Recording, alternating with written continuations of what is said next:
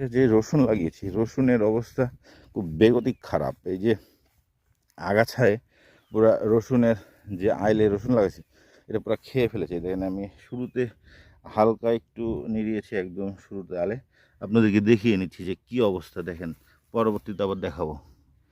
এই রসুনের আইল হচ্ছে যেটা, আপনাদেরকে যদি ধরে ধরে দেখায় তাহলে আরও ভালো বুঝতে পারবেন। এই শুরুতে হালকা একটু নিড়ানি দেওয়া হয়েছে। এই যে এই জায়গায় কেবল এক হাতের মতো নিড়িয়েছি, আর বাদ বাকির অবস্থাগুলো আপনি শুধু দেখেন। এই আইল ধরে রসুন লাগানো, পুরো আগাছায় গোড়া দেখা যাচ্ছে না। এরকম করে রেখে দিলে রসুনের কোনো ফলন হবে না। সেই কারণে যত কষ্টই হোক আজকে কিন্তু নিড়িয়ে ফেলতে হবে এটা। আর দ্বিতীয় কোনো উপায় নেই। এটা পুরোটা এই যে আগাছাগুলো পরিষ্কার করে দিতে হবে যেভাবেই হোক। তাছাড়া রসুন এখান থেকে কোনো রসুন সেভাবে ফলন পাওয়া যাবে না, পুরোটাই লস হয়ে যাবে। ঠিক আছে, এই যে দেখাচ্ছি আপনাদেরকে, দেখুন এই মোড়া এসেছি, আগাছার কী অবস্থা। নিরানো যদি হয়ে যায়, যদি আমি পারি, পরে আবার দেখাবো যে নিরানোর পরে কেমন হলো। এই আবার দেখাচ্ছে আপনাদের, দেখেন পুরো আগাছায় খেয়ে ফেলেছে রসুনের গুঁড়াগুলো।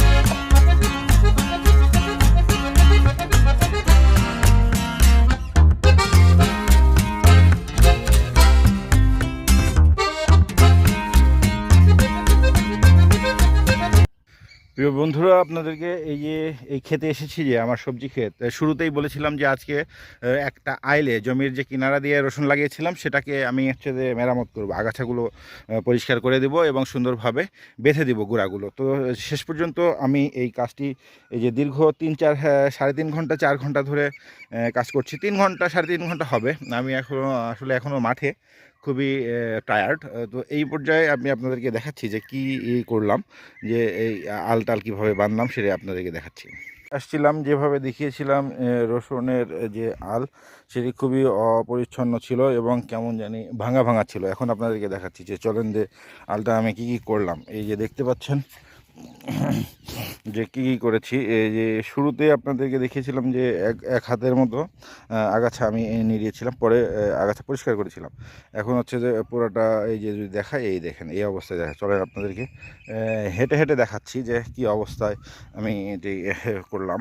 যেই পরিমাণের আগাছা দেখেছিলেন সেটি আসলে কল্পনার বাহিরে। এখন সেই পূর্বের সাথে এখন কিন্তু কোনো মিল নেই, আপনারা নিশ্চয়ই বুঝতে পারছেন যে দেখতেও কিন্তু অনেক সুন্দর লাগছে। তো এভাবে পরিচর্যা না করলে কোনো ফসলই আসলে ঠিকমতো ফল দেয় না। এই যে দেখুন, এই হচ্ছে যে রসুনের গোড়াগুলো আপনারা সুন্দরভাবে দেখতে পাচ্ছেন।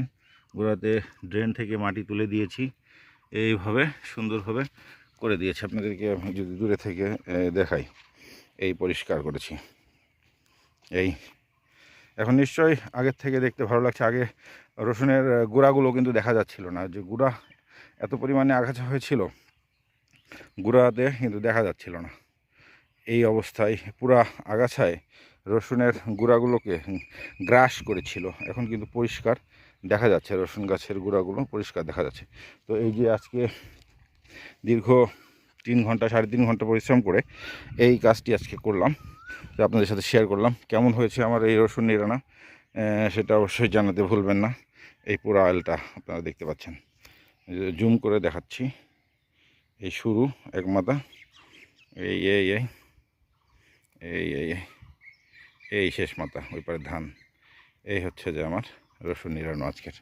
যেই রসুনগুলো সারাদিনে আগাছা নিরালাম, সেই রসুনে যে ডিএপি সার দিব, যে নিয়েছি কেজি খানিক সার আছে, হয়তো এখানে 3 পোয়া সার রয়েছে, তার অর্ধেকটা আমি ওখানে দিয়ে দিব।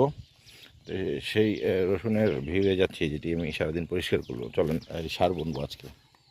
এই তো চলে এসেছি রসুনের সেই যেখানে রসুন লাগানো রয়েছে সেই আইলে। এখন আমি এখানে সারটা দিয়ে দিব, আপনারা দেখবেন কিভাবে আমি সার দিই।